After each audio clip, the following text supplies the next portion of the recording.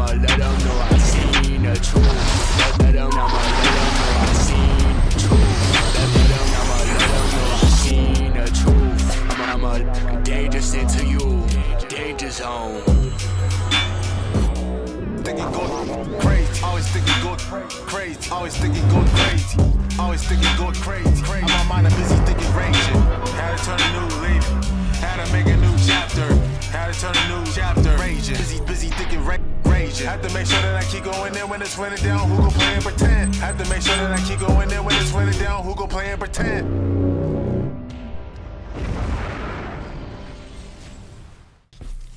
Trauma is something that can easily be manipulated or accidentally become a factor that unexpectedly comes into play. I think one piece of notable media that can portray this perfectly is the masterpiece that is Call of Duty Black Ops 1. Black Ops 1 starts where you would expect most stories to end, strapped into a chair with the effects of sensory deprivation contributing to the feel of a wild animal backed into a corner. To put it simply for you, the protagonist, Mason, is a CIA operative who has been through a partially successful brainwashing at the hands of the KGB, already leaving his mind in disarray and vulnerable to further influence, especially from people who he considers to be acting within his best interests.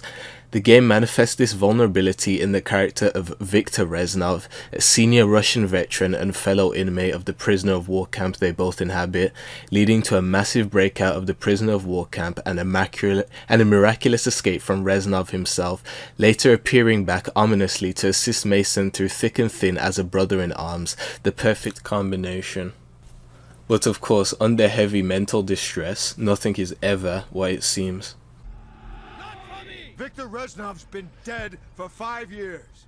He died at Vorkuta during the escape. All the years you thought he was with you, that was just in your mind. The reason Mason was able to vividly hallucinate Reznov's company is due to very common symptoms of unhealthy perception of grief. Within these list of symptoms, Mason perfectly personifies three notable characteristics, those being denial, which is obviously shown in his feelings of Reznov still being with him and fighting alongside him even though none of his fellow living squad members acknowledge him once, and one is even concerned at Mason appearing to be talking to nobody during a raid on an underground tunnel system.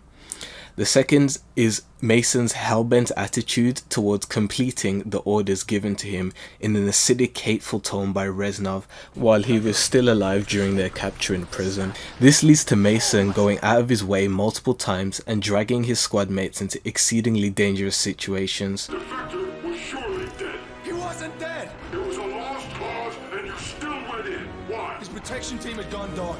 I couldn't accept that he was dead. I needed that fucking dossier! This actually is the mission that led to the squad being captured for no good reason, due to Mason essentially chasing ghosts.